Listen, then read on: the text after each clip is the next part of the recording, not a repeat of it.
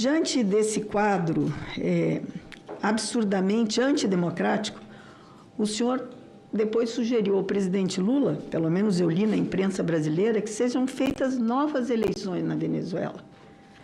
A minha pergunta, embaixador, é simples. Guardadas as diferenças, o senhor faria essa mesma recomendação aqui no Brasil? Se o presidente Lula estivesse disputando as eleições como opositor nessa eleição, que tivesse seu poder, disputasse como opositor e tivesse em seu poder 80% dos boletins oficiais de urnas que atestariam sua vitória, como aconteceu com a oposição na Venezuela, eu acho esquisito esse conselho. Fazer diante de todos esses indícios de fraude uma nova eleição, quem iria conferir essa nova eleição? As pessoas que estão lá e que não entregaram ainda as atas. Então, eu acho que essa questão da Venezuela está cada dia se complicando mais para a posição brasileira.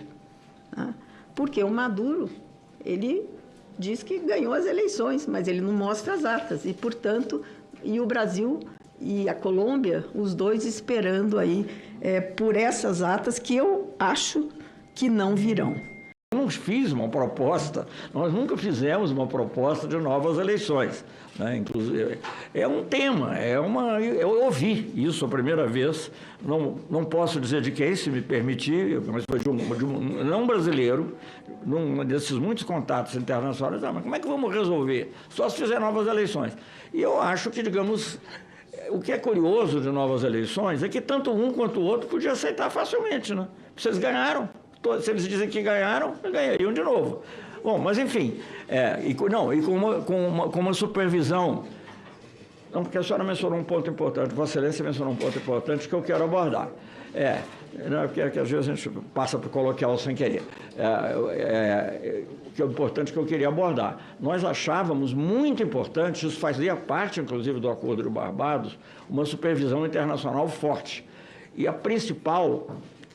Tem duas entidades que eu saiba que têm capacidade de fazer isso. Eu já participei de algumas vezes, acompanhei no Brasil, acompanhei em outros lugares, que são a OEA e a União Europeia. A OEA é impossível. A OEA, depois do que aconteceu na Bolívia, eu não vou entrar aqui no mérito, porque senão a gente ia para um outro campo. A OEA não tem credibilidade junto aos regimes progressistas da América Latina.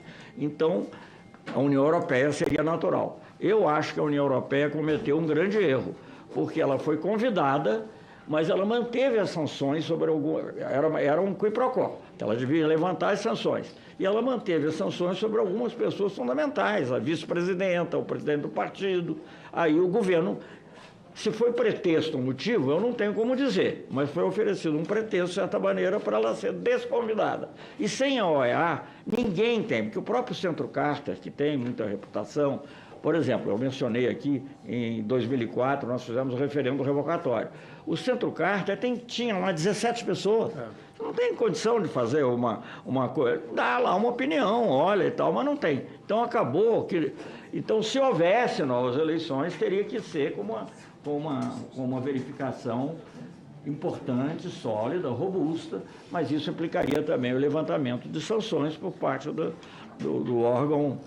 Mas isso é uma ideia que está aí, como surgem outras, tem outras. O presidente Petro já falou publicamente também, por exemplo, em garantias recíprocas. Eu acho que, aliás, se poderia até compor um quadro. Agora, não tem nada que o Brasil, enquanto o Brasil, esteja defendendo. Nós estamos promovendo o diálogo e vendo se do diálogo nasce alguma ideia. Às vezes é preciso pensar um pouco fora do quadrado, mas é o jeito para ver o que acontece. Mas nosso objetivo principal, senadora, é manter a paz, porque eu acho a situação na Venezuela muito perigosa.